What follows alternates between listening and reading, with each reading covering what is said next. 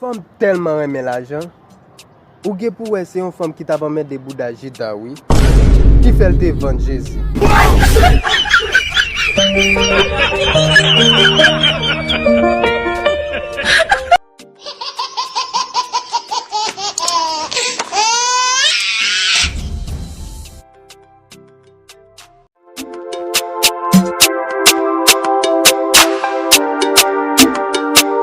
Yango